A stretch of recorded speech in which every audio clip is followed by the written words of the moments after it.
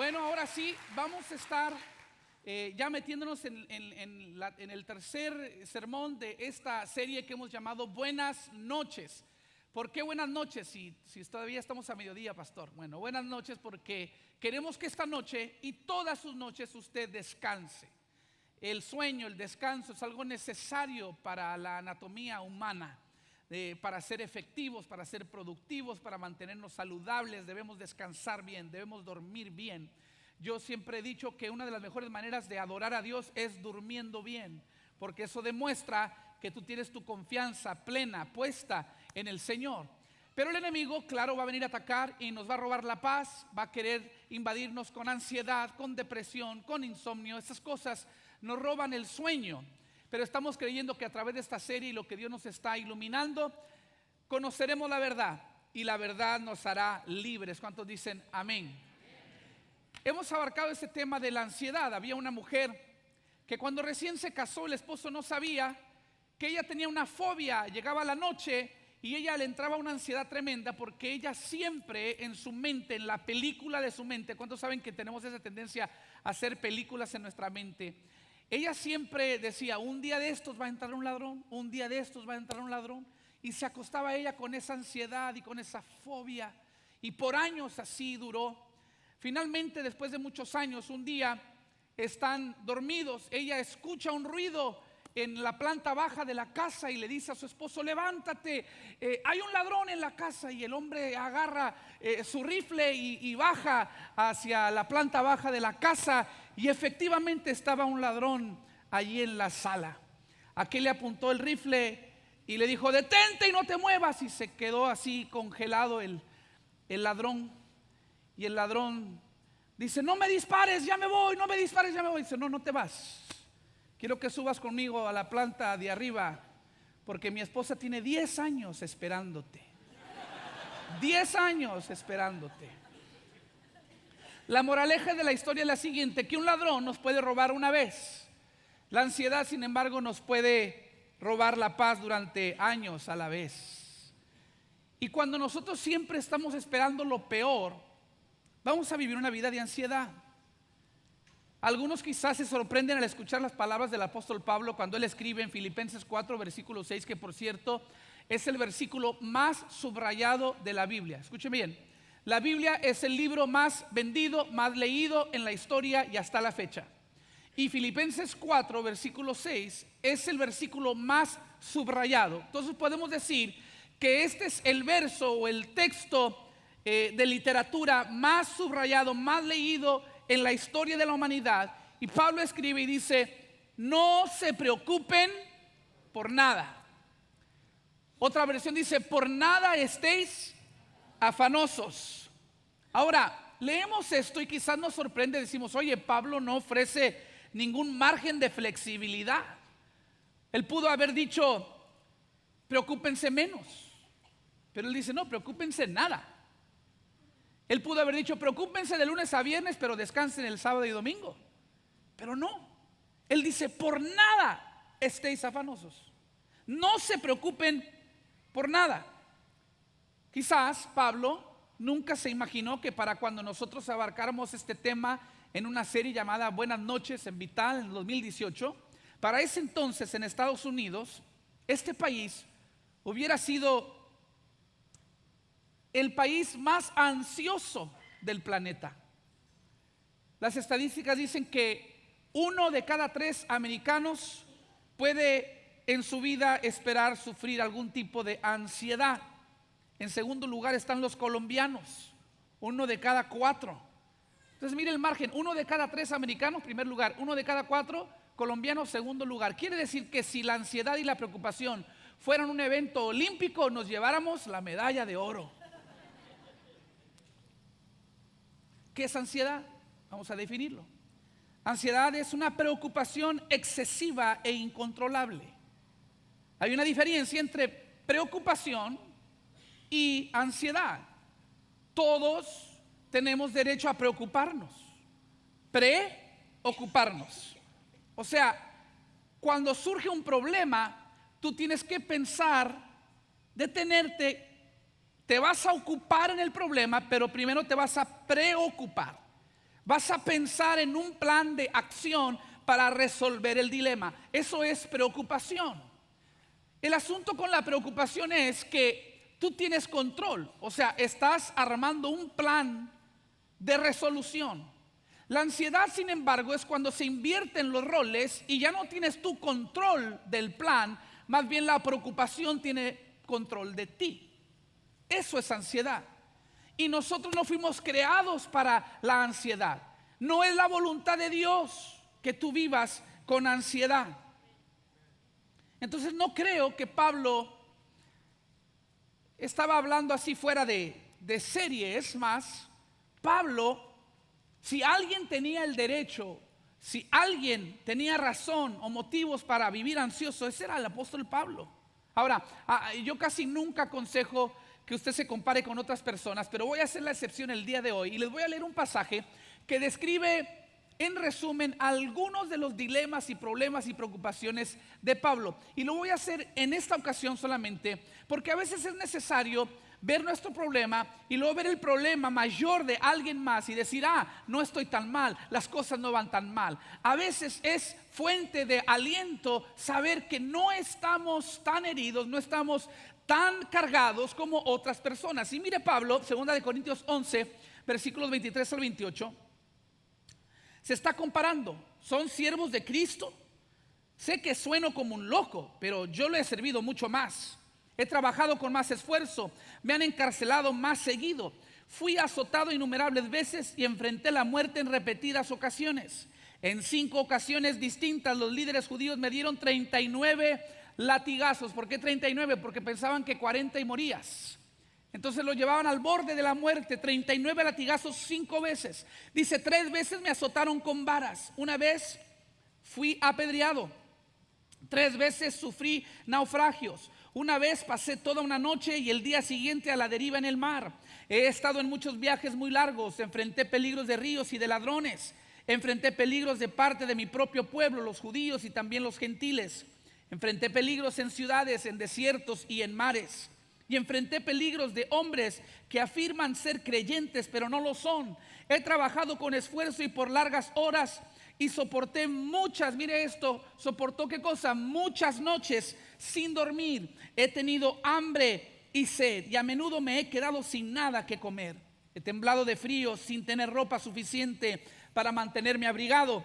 Además de esto, a diario llevo la carga de mi preocupación por todas las iglesias. Mire esto, cuando Pablo escribe esto, Pablo tiene algunos 60 años de edad, ha sido cristiano por algunos 30 años, y él dice, cuando me han botado de ciudades, me he ido con gozo. Cuando me han echado a la cárcel, ¿qué hacía Pablo? Se ponía a cantar a la medianoche. Ahora está medio ciego, dice Gálatas 6:11. Fíjense que usó letras grandes para escribirles de mi propio puño y letras, y de mi propio puño y letra estas últimas palabras. Dicen que escribía con letra grande porque le faltaba algo de su vista. Lo que es más interesante es dónde estaba Pablo cuando él nos escribe esta carta. Bueno, a los filipenses, pero a nosotros también, a través del Espíritu Santo. Cuando él escribe esta carta acerca del gozo, de la paz, ¿dónde creen ustedes que estaba Pablo escribiendo? Estaba en la cárcel.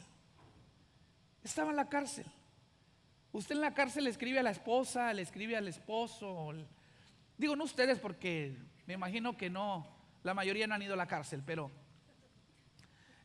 oímos de eso, ¿no? Que alguien está en la cárcel y le escribe al cónyuge. Pero Pablo está escribiéndole a las iglesias y les está diciendo, por nada estéis afanosos. Espérate, Pablo, yo estoy libre y tú estás en la cárcel y me estás diciendo tú a mí que yo no me afane. Es más libre Pablo encerrado que muchos cristianos en libertad. ¿Sí o no? Él está hablando de esto.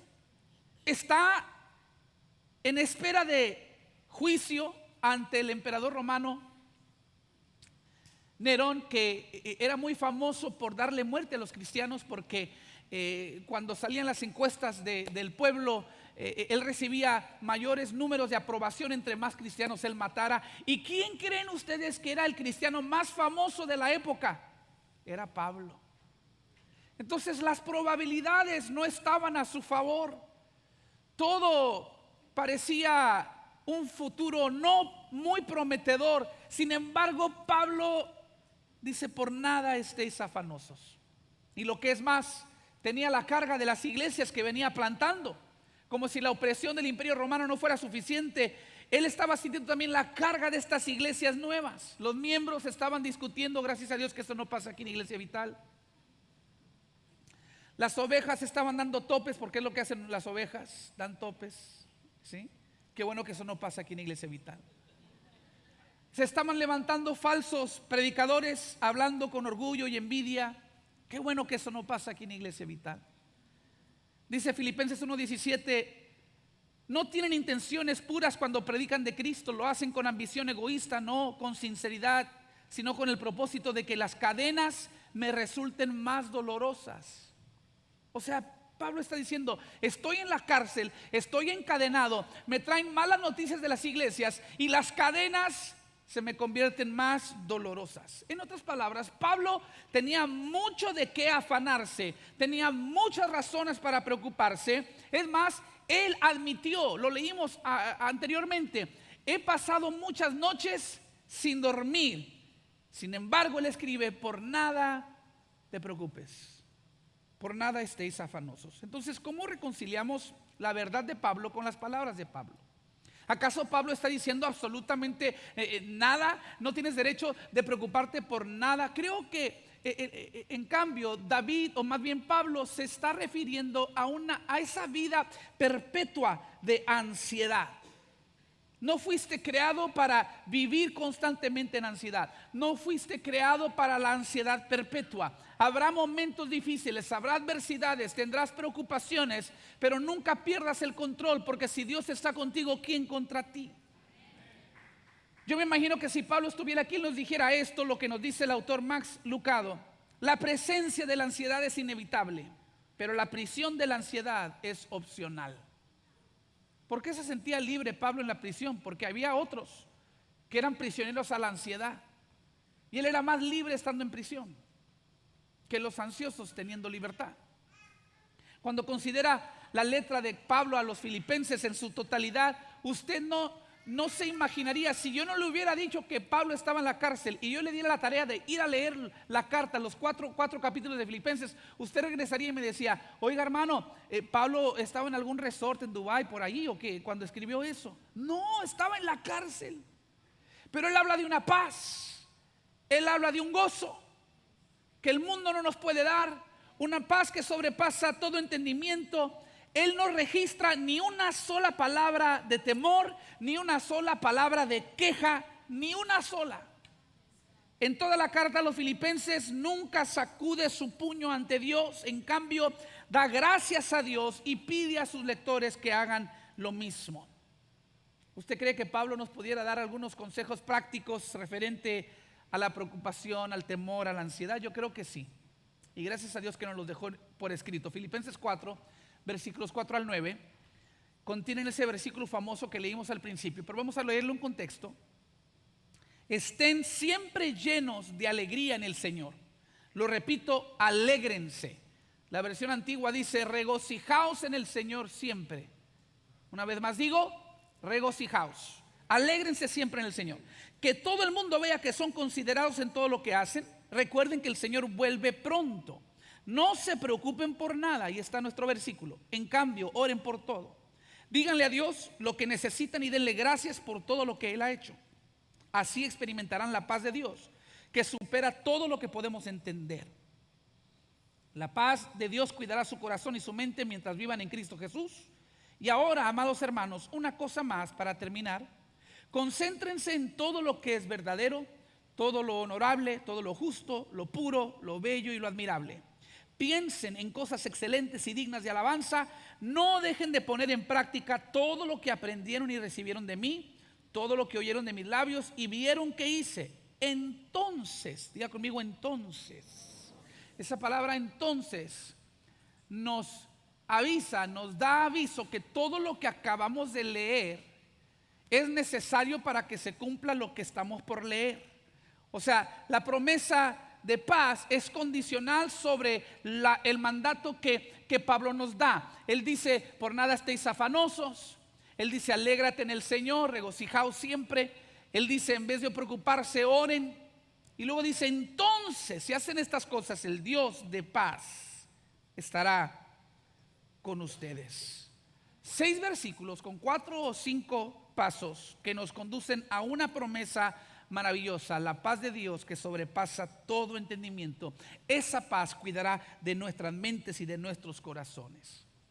Le voy a dar esos 4 o 5 pasos. El día de hoy nada más voy a abarcar uno. Si tendría que ponerle título a esta plática, le pusiera revirtiendo la ansiedad. ¿Cómo podemos nosotros revertir los efectos de la ansiedad? Hay algunos pasos. Hoy vamos a cubrir nada más uno, así que puede imaginarse que este uno es de suma importancia. Número 1, celebra la bondad de Dios. Dile que está a tu lado, celebra la bondad de Dios. Y vamos a enfocarnos en ese versículo 4, donde Pablo dice, regocijaos en el Señor siempre. Alégrense en el Señor siempre. De nuevo digo, alégrense o regocijaos. La receta para la ansiedad por parte de Pablo empieza con este mandato de regocijarnos. Es un mandato.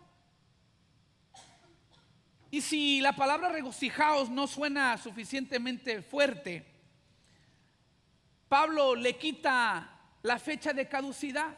Él dice, regocijaos en el Señor siempre o perpetuamente.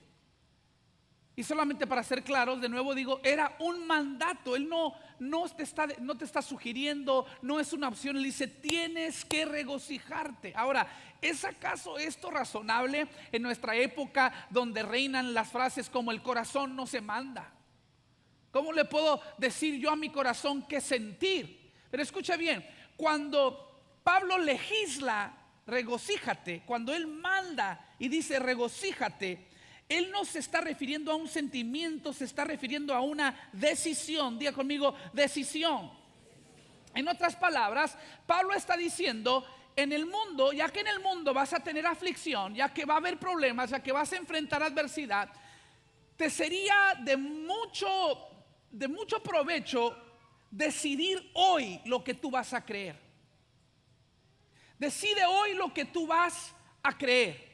Porque vendrán muchas cosas y depende de lo que tú decidas creer, es como vas a accionar, es como vas a reaccionar a las cosas que vienen en tu contra. Tienes que decidir hoy lo que vas a creer. Hebreos 11:6 dice, de hecho, sin fe es imposible agradar a Dios. Todo el que desea acercarse a Dios debe creer que Él existe y que Él recompensa a los que le buscan con sinceridad. En otras palabras, si vas a agradar a Dios, si vas a acercarte a Dios, si vas a recibir algo de parte de Dios, empieza con una fe aceptable a Dios. Y esa fe es de 2 dobleces. Dice, el que se acerca a Él tiene que creer que Él existe, claro, y que Él recompensa a los que lo buscan con sinceridad. Entonces tú tienes que creer que Dios es real y que Dios es bueno. Diga conmigo, Dios es real y Dios es bueno. Porque es importante decidir hoy no solamente que Dios es real, pero también que Dios es bueno. Porque mire, si usted nada más cree en Dios, felicidades, los demonios también creen. Si usted nada más cree en Dios, felicidades, toda esa generación que pereció en el desierto rumbo a la tierra prometida, también creían en Dios. El problema es que no creían en la bondad de Dios. Ellos decían, nos sacó de Egipto para traernos al desierto para hacernos morir. Ellos no confiaban que Dios era lo bueno suficiente para llevarlos a la promesa. Entonces cuando tú nada más crees en Dios, vas a quedarte a la deriva en el desierto y vas a perecer en el desierto, nunca habiendo conquistado tu bendición. Pero cuando tú crees que Dios es bueno, como Josué y Caleb, que dijeron, hay gigantes, sí es cierto, hay gigantes, pero si Dios nos dio la victoria y Él nos ha hecho la promesa, los vamos a conquistar y vamos a tomar dominio de lo que nos pertenece, de todo lo que Dios nos prometió, porque Dios es bueno. Si tú crees que Dios es real y que Dios es bueno, vas a entrar a la promesa.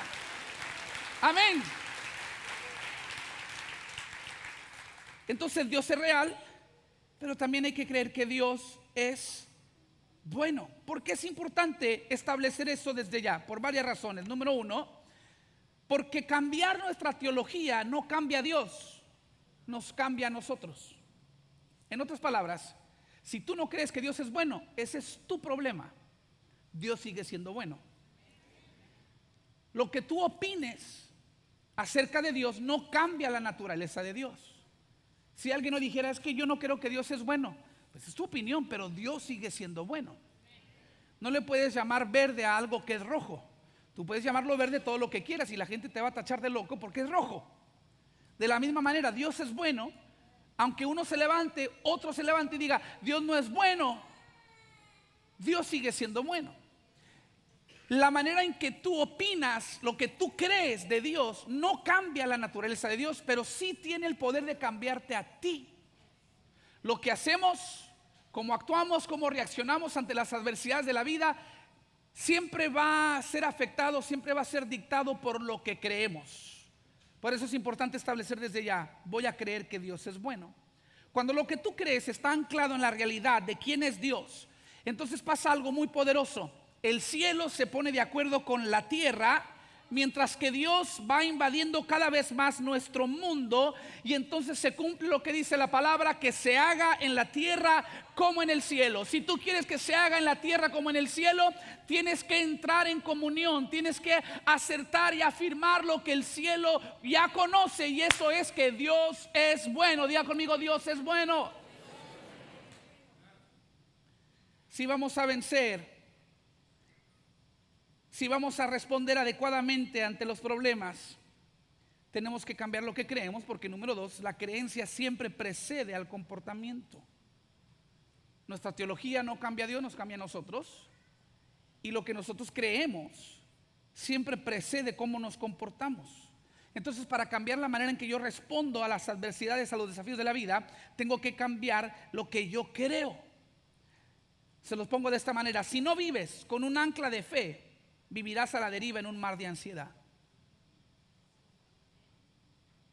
Si vamos a vencer contra la ansiedad, una comprensión adecuada de la bondad de Dios es esencial. De otra manera, caemos en lo que nos dice Santiago. Santiago capítulo 9, versículo 8. Por cierto, déjenme decir algo de Santiago.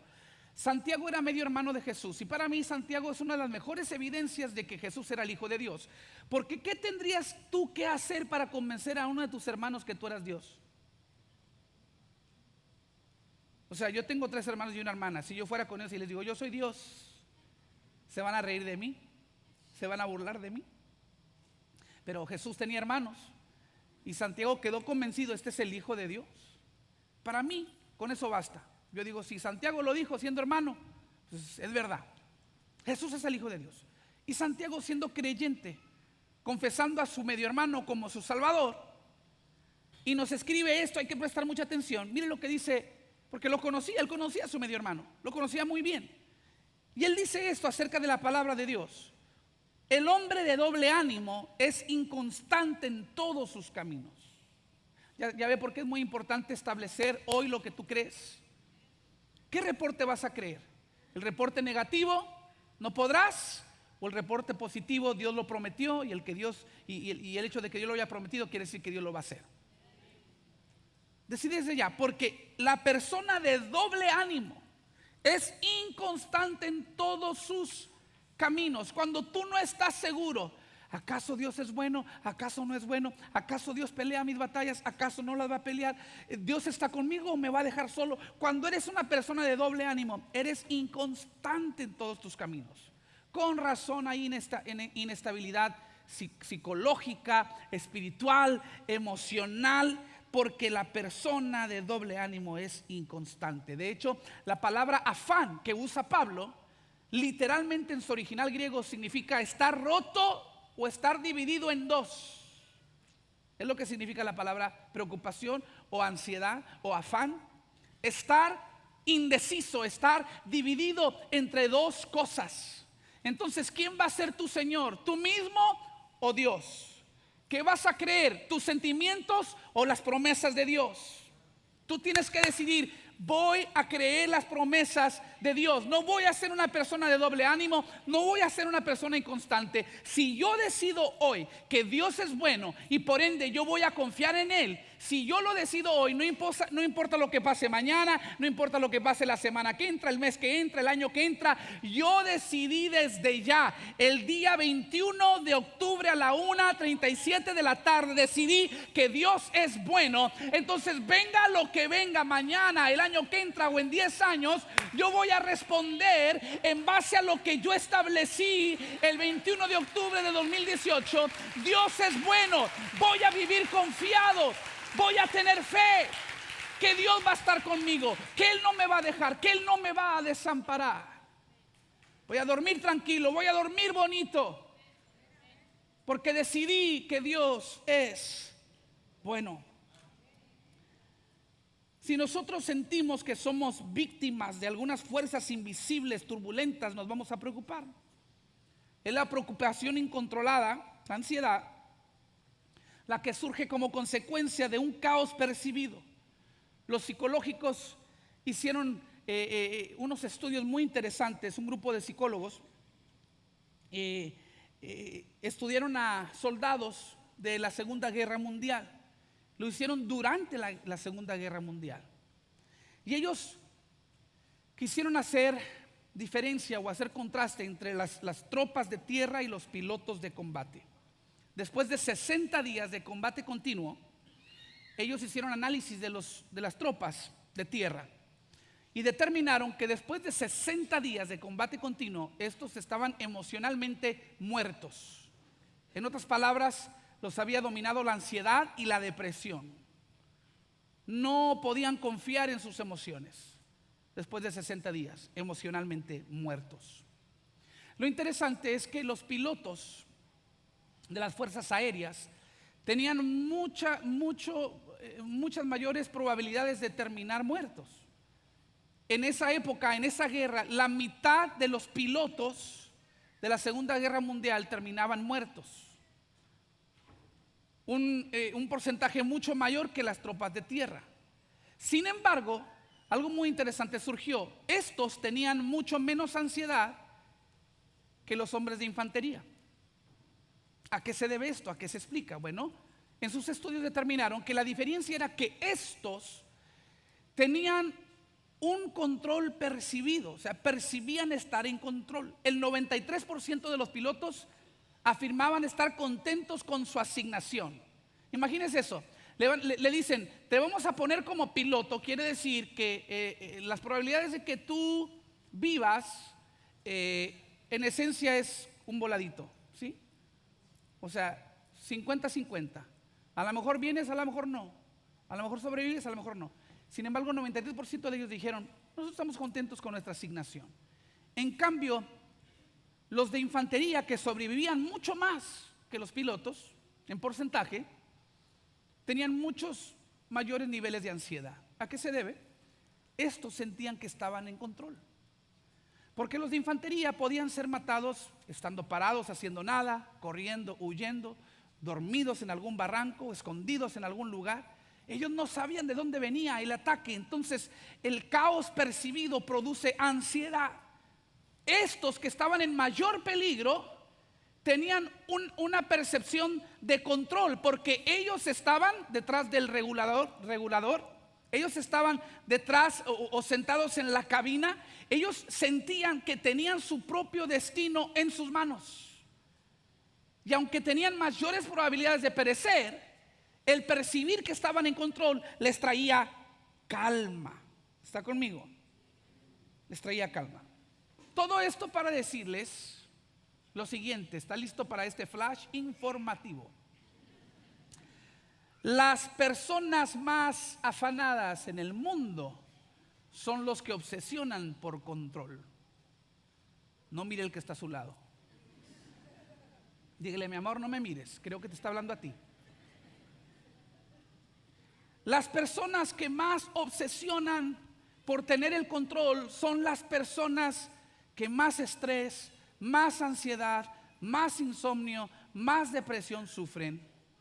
¿Por qué? Porque cuando pierden el control de la situación, Cuando pierden el control. Ahora, yo no estoy señalando a nadie. Yo me incluyo porque yo nunca, escúcheme bien lo que le voy a decir, nunca pensé ser yo un obsesionado por el control. Yo dije, no, pues yo soy hijo de Dios, soy predicador, soy pastor, conozco mucho de la Biblia, yo sé que el que está en control es Dios. Pero un día, hace como 2 años, o 1 año y medio quizás, en una junta con los de oficina me dijeron, pastor, el mes que entra es el día de su cumpleaños y nosotros queremos celebrar el día del pastor en la iglesia. Y yo les dije, ok, no les voy a quitar ese buen deseo, pero que sea breve la presentación. Sí, pastor, no se preocupe. Les dije, enfóquense en el Señor, porque no se trata de mí, se trata de Dios. Sí, pastor, no se preocupe. Y dije yo, y que el predicador no me predique a mí, que le predique a todos. Sí, pastor, no se preocupe. Yo ahí dando instrucciones. Se llegó el día, ellos me dijeron, no le vamos a decir a quién vamos a invitar, lo vamos a sorprender, queremos que todo sea una sorpresa. Ok, está bien, no se preocupen. Y yo dije, de alguna manera u otra me voy a dar cuenta. Pero ese año no me di cuenta, siempre me daba cuenta de alguna manera porque o me entraba un email con la confirmación del vuelo y ya sé quién están trayendo, o de repente hablaba yo con uno de mis amigos que iba a venir a predicar y me decía, ahí te veo la semana que entra. La semana que entra. Sí, no, me equivoqué, digo, a la próxima, y yo ya sabía que era él. Pero esta vez, este año, la verdad sí, lo ocultaron también que yo no sabía nada, absolutamente nada de lo que iba a pasar. Entonces yo llego al culto, me senté en la banca de enfrente, o en la fila del frente, empieza el servicio, en la alabanza, y yo estoy así, ansioso. Yo estoy así, ¿sabe por qué estaba ansioso? Porque yo no sabía nada, no tenía control de nada, yo no sabía qué iba a pasar. Y entonces yo estaba así, yo veía a mi esposa y lo dicen para dirigirnos en la alabanza, Job González, y sube Job y todo el mundo le aplaudió y dije, wow, Job, qué bonita sorpresa, uno de mis mejores amigos, un tremendo salmista con una tremenda unción, y lo voy a disfrutar. Y Job empieza a cantar y empiezo yo a alabar a Dios y empiezo a adorar.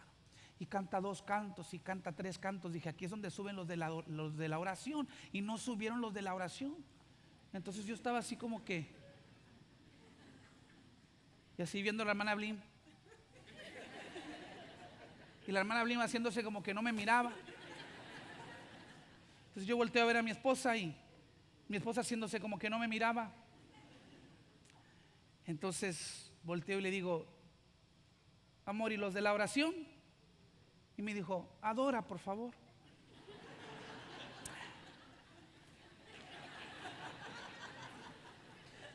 Empieza a adorar a Dios, ¿no? Y luego canta otro canto y no pasan los de la oración. Entonces yo, amor, dile a la hermana Blim que aquí es donde deben de pasar. Que adores.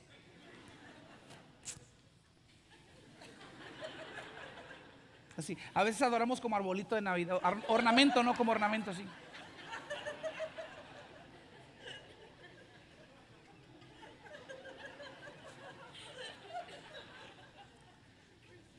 Yo así perdiendo la calma. Y luego canta otro canto. Y yo viéndole le digo, amor, mira, yo no sé a quién invitaron para predicar, pero me va a dar mucha pena que si es uno de mis amigos le den 15 minutos para la predicación. Alguien tiene que decirle a Job que ya le pare. ¿Cierto o no es cierto? Y mi esposa ya no sabía cómo decirme, decía, mi amor, todo lo que hicimos, lo hicimos para honrar a Dios y para honrar tu persona, y me estoy sintiendo bien mal. Por favor, adora.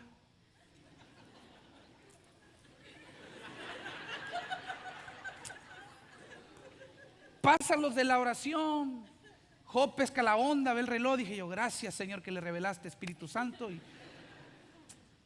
Y luego dicen, ahora sí, tenemos una sorpresa especial para el pastor. Que pase el predicador invitado. Pasa mi esposa y agarra el micrófono y dice, mi amor, yo voy a predicar el día de hoy. Y yo sentí el cubetazo. Ella era la que les pidió, yo nada más necesito 15 minutos. Denle toda la libertad a Job González, que nos ministre y que adore. Y cuando yo la vi, les confieso, yo no me acuerdo qué predicó, pero sé que me arrepentí. Yo me arrepentí porque había salido en mí eso. No me gustó, les confieso, no me gustó lo que sentí al estar yo fuera de control. ¿No le ha pasado que a veces usted tiene una discusión con su pareja y usted dice algo y usted dice, ah, caray, yo no sabía que eso estaba en mí? O siente algo. Ay, amor, no sé cómo me salió eso, pero no, pues qué bueno que te salió para que sepas lo negro que está tu corazón. Arrepiéntete, pecador. Así me sentía yo. Digo, no me lo estaba diciendo, me lo estaba predicando casi. Y yo decía, ay, qué bueno que salió, mínimo, ya sé. A veces las cosas tienen que salir para descubrir. A veces tú piensas, soy una buena persona, yo no sufro de ese síntoma. Pero ¿sabes qué? A veces sale. Y yo estoy convencido que Dios me puso por esa prueba el día del pastor en mi cumpleaños, para enseñarme, hay cosas que no has rendido ante mí. Hay todavía ansiedad que se puede producir en ti. El enemigo se puede aprovechar de eso porque eres un obsesionado por el control. Y yo empecé a orar, Señor, yo nunca quiero ser esa persona. Yo no quiero obsesionar por el control. Tú tienes el control. A veces Dios permite que esas cosas salgan. ¿Por qué es que los obsesionados con el control son los que sufren más de ansiedad? Porque caemos en un ciclo, hermanos, de fracaso y ansiedad. ¿Por qué? Porque no fuimos creados para tener el control. El creador del universo es Dios. El que sostiene todas las cosas es Dios. Por eso es importante que descansemos por la noche. Usted se va a dormir 7, 8 horas cada noche. En otras palabras, te conviertes en un costal inútil de tierra. Y la siguiente mañana te levantas, el sol se levantó, los pájaros siguen cantando, el planeta sigue girando y casi que Dios te susurra en el oído y te dice, estabas dormido 8 horas, pero yo seguí sosteniendo el planeta, puedo hacer mi trabajo sin tu ayuda, tú no te preocupes, yo estoy a cargo de todo. Yo estoy a cargo de todo. No fuimos creados para tener el control. Entonces, cuando las cosas salen fuera de nuestro control, pasa algo. Fracasamos y nos da ansiedad. Fracasamos y ansiedad. Entramos en un ciclo vicioso de fracaso, ansiedad. Fracaso, ansiedad. Fracaso, ansiedad. Entonces Pablo nos sugiere una idea mejor. Él dice, entrégale el control a aquel que puede mantener el control, al Dios soberano, al Dios poderoso, al Dios que todo lo puede. Está conmigo el día de hoy. A la otra que usted quiera preocuparse y quiera cuestionar si Dios es capaz, porque Dios es capaz y Dios es bueno, pero a la otra que usted lo quiera dudar, yo le invito a meditar sobre la respuesta que Dios le dio a un Job que sufría y que no se explicaba por qué él sufría lo que él estaba sufriendo. Sufrió pérdidas, sufrió enfermedad, sufría ansiedad, confusión, tantas cosas. Y por 34 capítulos, más o menos 35 capítulos del libro de Job, Job y sus amigos se la pasan cuestionando a Dios, cuando finalmente en el capítulo 38 Dios contesta y mire cómo le habla. Y abroches el cinturón porque esto va a durar unos 5 minutos. Vamos a leer, yo creo, el pasaje más largo que hemos leído en medio de un servicio, pero va a valer la pena completamente, se lo garantizo. Cuando usted dude de la capacidad de Dios en intervenir en su problema, recuerde estas palabras. Le dice Dios a Job, ¿dónde estabas tú? Versículo 4, capítulo 38. Cuando puse los cimientos de la tierra. Dímelo, ya que sabes tanto. Me encanta el sarcasmo de Dios. Yo de ahí lo agarro, esa es mi historia y con esa me quedo. La heredé, mi amor, heredé el sarcasmo. ¿Quién decidió sus dimensiones y extendió la cinta de medir? ¿Qué sostiene sus cimientos y quién puso su piedra principal? Versículo 8.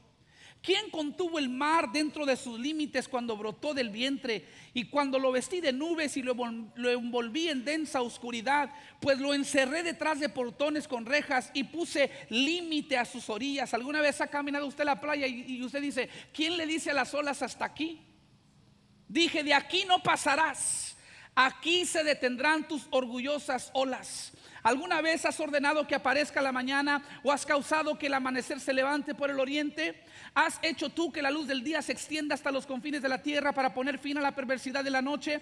Versículo 16. ¿Has explorado las fuentes donde nacen los mares? ¿Has recorrido sus profundidades? ¿Sabes dónde se encuentran las puertas de la muerte? ¿Has visto las puertas de la absoluta penumbra? ¿Tienes idea de la magnitud de la tierra? Dímelo si es que lo sabes. ¿De dónde viene la luz y conoces todo esto?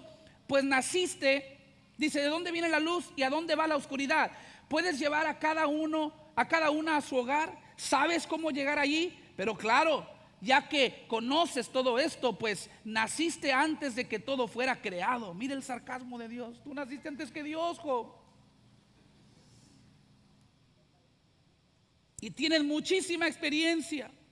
¿Has visitado los depósitos de la nieve o has visto dónde se guarda el granizo? Los he reservado como armas para el tiempo de angustia, para el día de la batalla y de la guerra.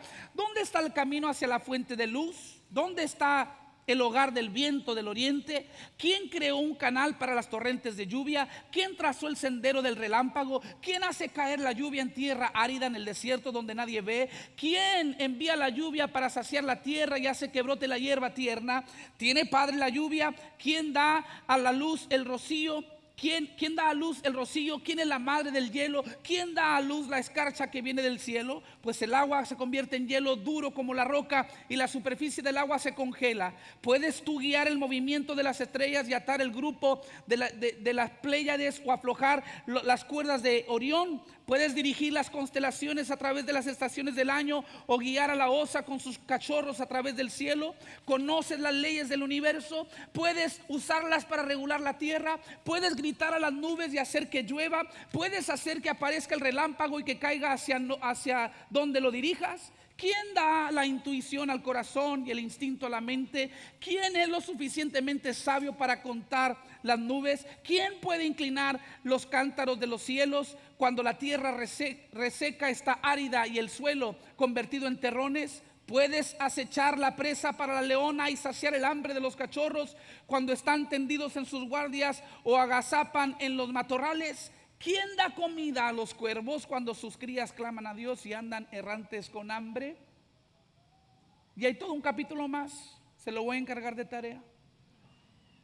Pero en esencia, Dios dice, yo puedo hacer todo esto.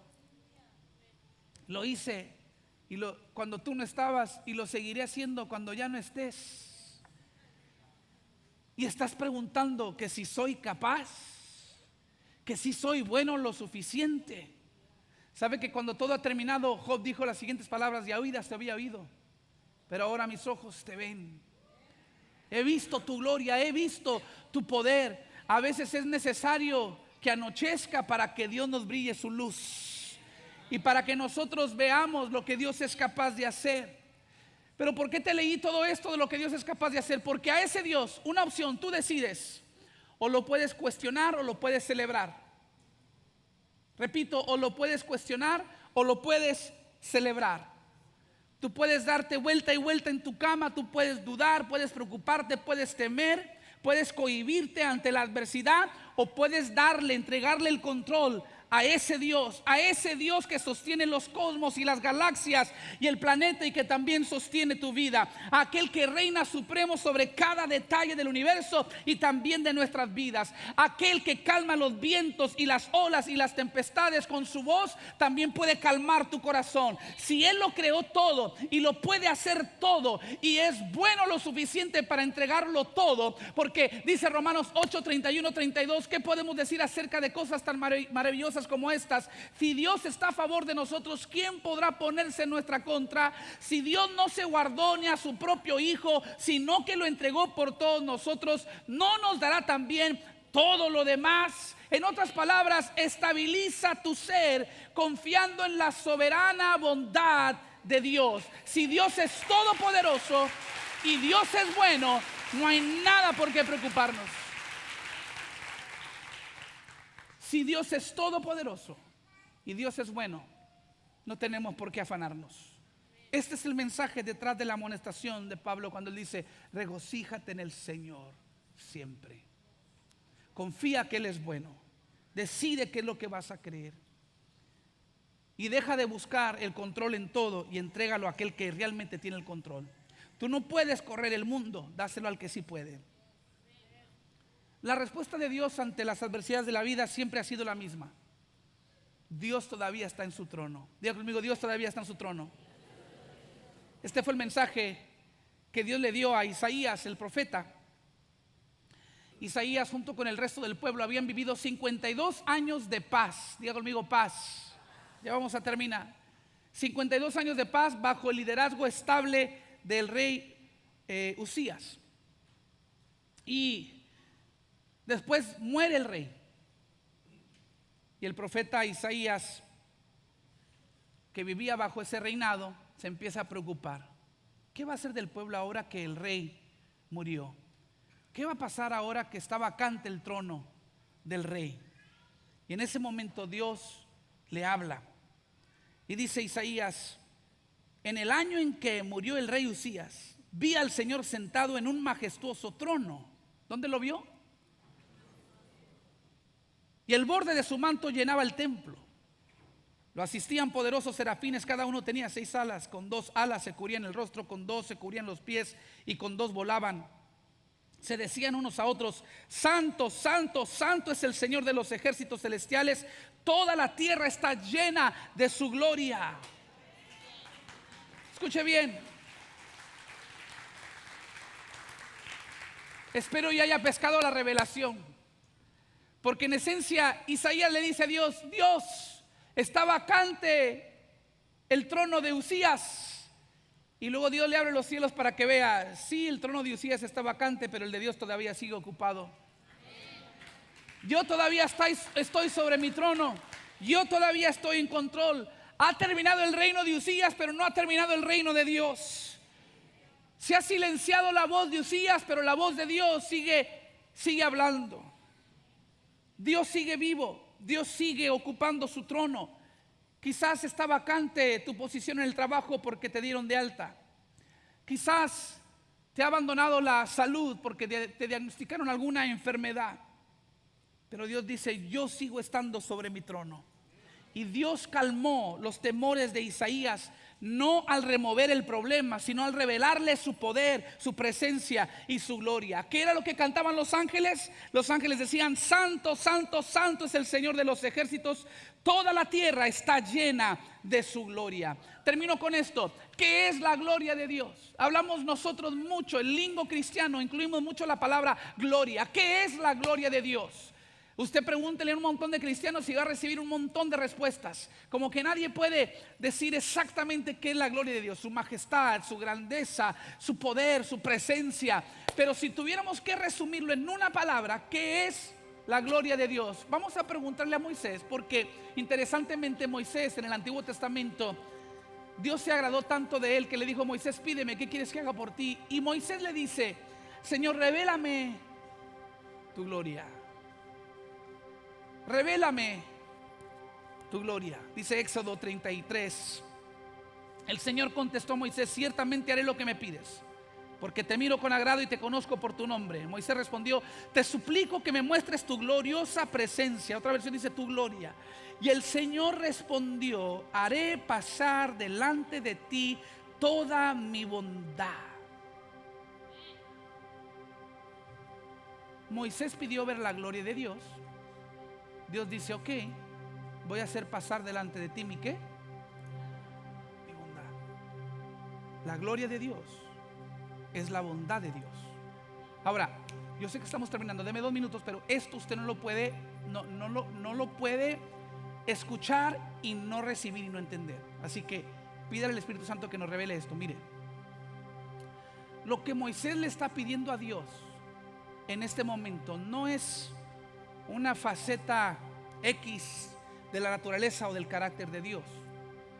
Moisés está siendo muy específico con lo que él pide. Él dice: Señor, yo quiero ver tu gloria. ¿Sabía que lo que Moisés aquí está pidiendo es la mismita cosa que el pecado nos ha robado a la humanidad? Porque dice Romanos 3:23: por cuanto todos pecaron y están destituidos ¿de qué cosa? El pecado nos ha robado el acceso a la gloria de Dios. ¿Y qué es la gloria de Dios? La bondad de Dios. La bondad de Dios. Entonces es muy interesante que Moisés está pidiendo la mismita cosa de lo que nos ha privado el pecado. Sabes que fuimos creados para vivir en esa esfera, en medio de la bondad de Dios, pero vino el pecado y nos robó. Pero escuche bien, después Dios echa a andar su plan de redención, porque Dios es perfecto en todos sus caminos. Y dentro de ese plan, en la época de Moisés, había un tabernáculo. Y la Biblia dice que cuando Moisés levantó el tabernáculo, la gloria de Dios, ¿qué es la gloria de Dios? La bondad de Dios. La gloria de Dios llenó el tabernáculo. Después, en la época de Salomón, Salomón edificó un templo al Señor. Y la Biblia dice que cuando dedicaron el templo, ¿qué cree? La gloria de Dios llenó el templo. Y luego Pedro le dice a Jesús: tú eres el Hijo del Dios viviente. Y Jesús le dice: eso no te lo ha revelado sangre ni carne, Pedro, y sobre esta roca, casi que apuntando a sí mismo, sobre mí, sobre esta roca voy a edificar mi iglesia. Estoy aquí para decirte que aunque el pecado nos robó la gloria y la bondad de Dios, Dios en su plan de redención estableció un tabernáculo que llenó la gloria de Dios. Estableció Salomón un templo que llenó la gloria de Dios. Si Dios fue capaz de llenar de su gloria el tabernáculo y el templo, el tabernáculo de Moisés y el templo de Salomón, ¿cuánto más la casa que está edificando su propio Hijo Jesús? Él dijo: sobre esta roca voy a edificar mi iglesia.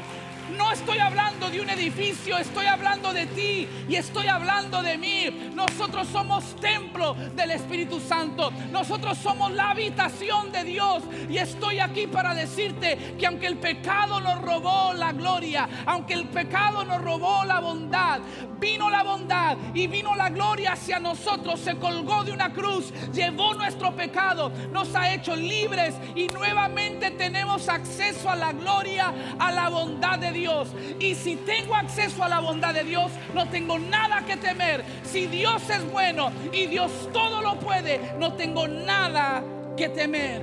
Podemos hacer eco de las palabras del salmista, capítulo 27, versículo 13. Hubiera yo desmayado si no creyese que veré la bondad de Jehová en la tierra de los vivientes. Tengo motivos para desmayar. Hay mucha ansiedad, hay mucha depresión, hay mucho afán. Me hubieran derrotado si no hubiera establecido yo creer hoy 21 de octubre que veré la bondad de Jehová, no solamente en el cielo, desde ya en la tierra de los vivientes voy a ver la bondad de Jehová. No voy a perder mi mente, voy a ver la bondad del Señor en la tierra de los vivientes. No se me va a parar el corazón. Voy a ver la bondad del Señor en la tierra de los vivientes.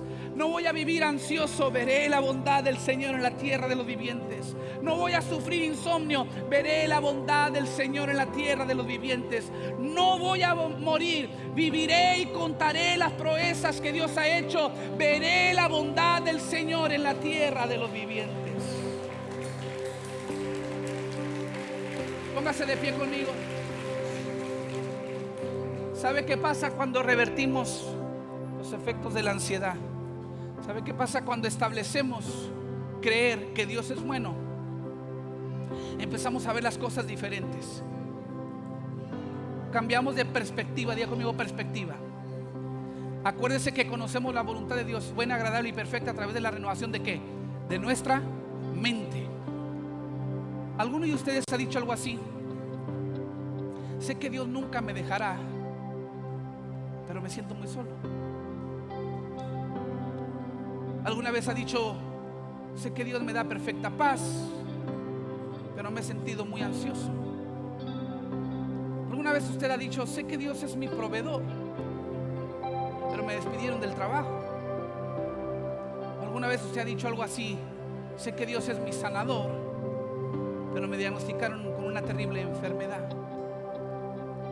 Tenemos que cambiar de perspectiva. Lo único bueno de estas 4 oraciones es el pero. Diga conmigo el pero. Todo lo demás está al revés. Pero cuando tú estableces que Dios es bueno, aprendes a decir las cosas diferentes. Me siento muy solo, pero sé que Dios no me dejará. Me he sentido muy ansioso, pero sé que Dios me da perfecta paz. Me despidieron del trabajo, pero sé que Dios es mi proveedor. Me diagnosticaron con una terrible enfermedad, pero sé que Dios es mi sanador. ¿Sí ve la diferencia? Cuando tú decides creer, me voy a regocijar en el Señor siempre, porque sé que Dios es bueno. Dios es bueno, Dios es bueno, Dios es bueno. Dígalo conmigo: Dios es bueno, Dios es bueno, Dios es bueno. Cuando yo establezco eso, cuando yo lo declaro, cuando yo decido creerlo, no tengo que temer. Venga lo que venga, yo sé que Dios es bueno y Dios me dará la victoria. ¿Lo cree conmigo? Levante sus manos, abre su corazón al Señor. Si tú quieres revertir los efectos de la ansiedad empezando ya, te voy a invitar a este altar. En el altar, en el Antiguo Testamento, morían cosas en sacrificio, en adoración al Señor. Yo estoy creyendo que el día de hoy muere la ansiedad y muere el afán y muere la preocupación incontrolada. Yo declaro que hoy Dios te da la paz que sobrepasa todo entendimiento. Hoy empiezas a celebrar la bondad del Señor. Ven ahora, mientras declaramos que Dios es nuestra paz, que Dios es nuestra esperanza, que Él no nos dejará. Vamos a cantar. Te adoramos, Señor. Te bendecimos.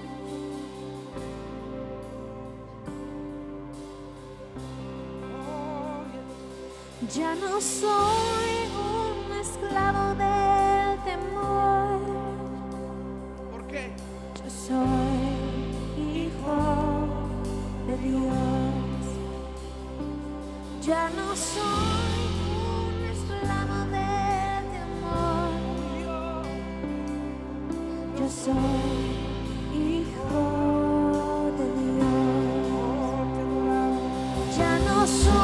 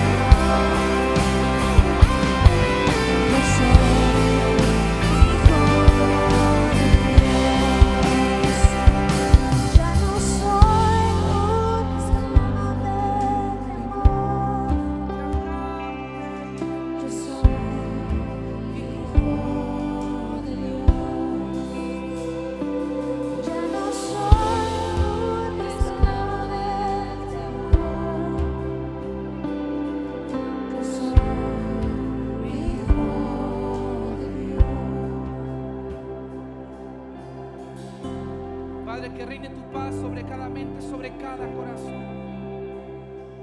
Gracias que tu palabra nos ilumina para no quedarnos nosotros a la merced de emociones engañosas, sino que tenemos tu palabra absoluta, que nos recuerda que eres bueno y que tus misericordias son nuevas cada mañana, que tus promesas son fieles y verdaderas en Cristo Jesús. Gracias, Señor, que tu palabra nos afirma y nos recuerda que es tu gloria, tu bondad, y que si eres bueno y que si has prometido llenar la tierra de tu gloria y has prometido llenar, si llenaste el tabernáculo y llenaste el templo, llenarás esta casa y estas vidas también de tu gloria, de tu bondad, y no tenemos nada que temer, nada que temer. Gracias por tu verdad que nos hace libres, que nos permite cantar que ya no somos esclavos. Dilo conmigo.